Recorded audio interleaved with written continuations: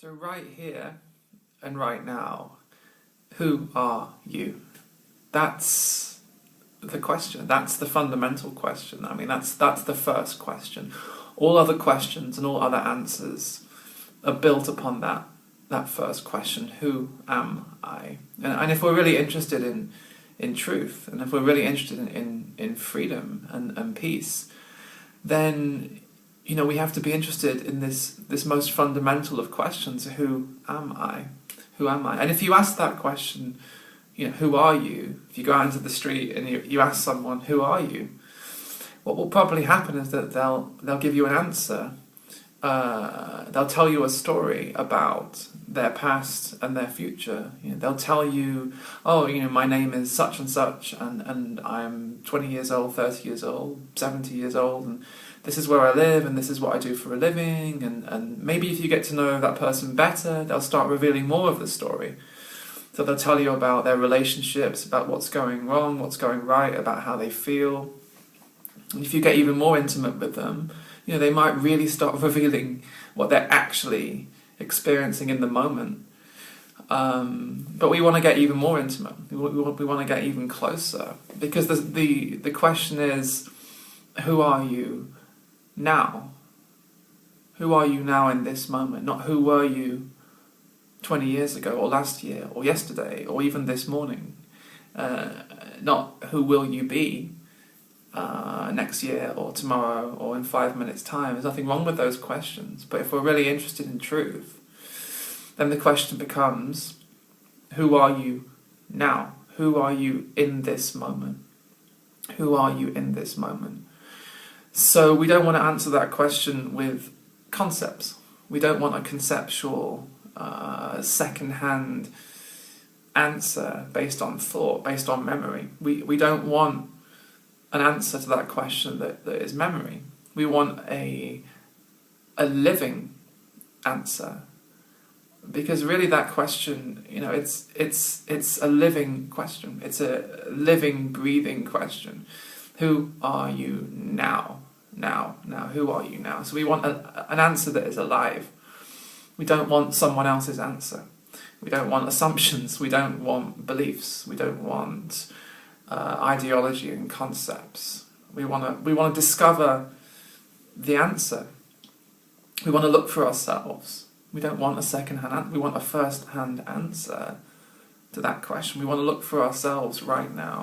And this really is the essence of meditation. I mean, that the question, who am I, goes right to the core of meditation. That's really what meditation is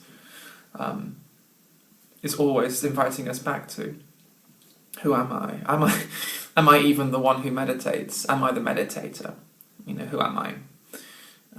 Who is the one living this life? Who is the one seeing right now? Who is the one hearing right now? Who is the one thinking right now? So we're always, in a million different ways, life is drawing us back to this basic question. Who am I? And especially, in your life when, in times of crisis, in times when things seem to go wrong. Like if you lose someone close to you, or someone leaves you, or you lose your job, or you lose your money. Often in that experience of loss, and I wrote about this recently on Facebook, in that experience of loss, what's actually happening is you're really beginning to contact that question, well, who am I? Who am I without the thing that I thought was mine? Or who am I without the person that I thought was mine? If you were identified with something, and then that something or that someone leaves or dies or moves away, then it leaves this great void. Well, who am I actually without that identification? Who am I? I thought I was this thing. I thought I was this person. But then now that went away. I lost that. So how could that really have been who I am? And then this can be the origin of great depression and anxiety and suffering, or we can really start to see it. Like everything in life is this giant invitation back to that basic question, who am I? So let's take a look right now. Instead of talking about it, let's take a look right now. let's just gently begin to notice what's actually here, what is actually present, what's living here, what is living here where you are, what is alive here. So we gently begin to notice this present moment dance of life, a very alive dance that is happening right now, this spontaneous alive dance that's right here and right now. So we just gently begin to notice, right now we begin to notice thoughts coming and going. And when I say notice, there's no effort in this. There's not some special method or skill. There's not. It's not how do I notice. In a way, this noticing it's effortless. It's just is there right now some kind of noticing of thoughts? Are you aware of thoughts appearing, disappearing? You start to notice this spontaneous play of thoughts. You start to notice thoughts appearing, images, pictures. Maybe a thought right now appearing that says this room is beautiful, or a thought that says this room is ugly. A thought that says this moment is good, this moment is bad. Maybe an image appears, a memory of something that happened yesterday, or something that happened 5 minutes ago, or maybe a picture, an image appears right now of something that might happen tomorrow, or the image of what you're going to have for dinner tonight, or an image of something that might happen 20,000 years from now. That's okay. We're just noticing. We're not. And this is crucial. We're not trying to get rid of thoughts, images, pictures. We're not trying to have different thoughts. We're not trying to have enlightened thoughts, or have spiritual thoughts, or have awakened thoughts.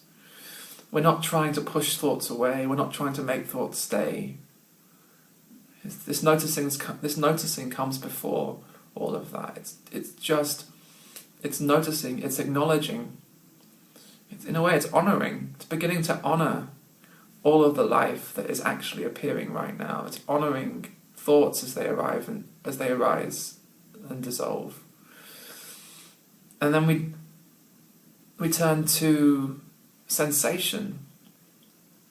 That's also part of what we call this moment. It's funny, we call it the present moment, as if it was something fixed and solid and static, as if it was something that wasn't alive. The present moment sounds so dead and fixed. It becomes the concept of the present moment. But when we gently turn our attention to what's actually here, we find there's nothing fixed or solid or static about it. It's alive. So it's alive with thoughts popping out of nowhere. You can't even know your next thought. You can't know your next thought. And it's funny because we talk about the mind.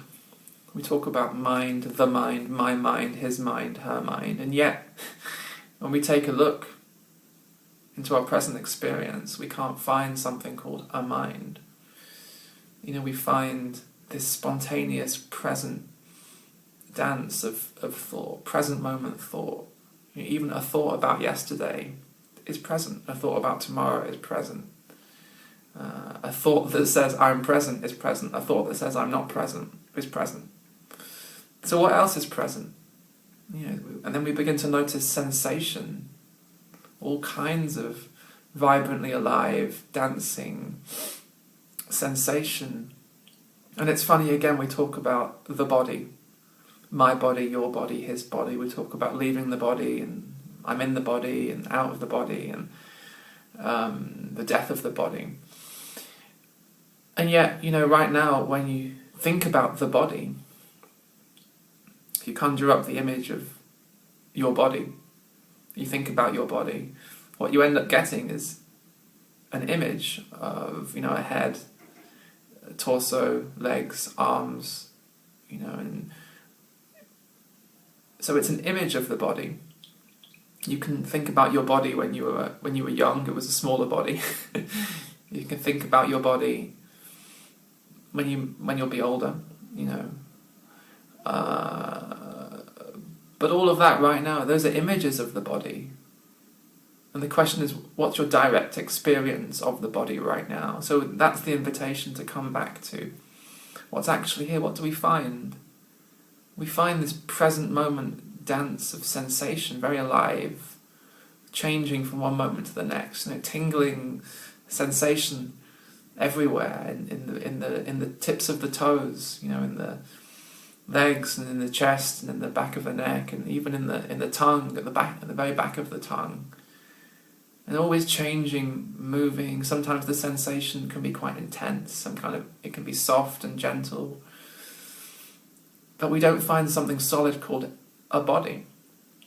We find this present moment dance of sensation. So just like we don't find something solid called a mind, we don't find anything solid called a body. We find this dance of present thought and this dance of present sensation. So what else do we find in this moment? This moment, this is rich. It's rich with thought and sensation and feeling. We also begin to notice feeling, what we call feeling or emotion. There's lots of different words for it. We begin to notice, just to gently begin to notice what's arising. So what you may notice in your experience right now, you may notice a movement of excitement, what you call excitement, or fear. You may find fear, or sadness, or boredom, or frustration, or joy. You might find great joy right now. And this is wonderful, whatever is arising right now. It's not a question of trying to get rid of it, it's not a question of pushing it away or trying to make it stay. It's about honouring what is arising right now. It's honouring what is arising right now, because whatever is arising right now is life. It's life itself. It's life appearing as a thought, appearing as a sensation, appearing as a feeling. It's life appearing as sadness or fear or pain or joy or bliss. It's all life. It's all a movement of life. So it's about honouring the life that is moving here, in you, as you, through you, however you want to say it. Because what we'll see very soon is this idea of you, this idea of me. We hang on to it. But really when we stop and look, is there anything fixed or solid here called a me? So this is why just noticing what's here is so fascinating and so powerful, actually. Because when you're noticing what's here, you're noticing thoughts arising and dissolving, you're noticing sensation arising and dissolving, you're noticing feeling arising and dissolving. Pain arises and dissolves, and joy arises and dissolves, excitement comes and goes, bliss comes and goes. That's the nature of experience. There seems to have this quality of coming and going. Sounds, smells, So then the question becomes, and this is really what we're getting to now. The question then becomes, well, what doesn't come and go? What doesn't come and go?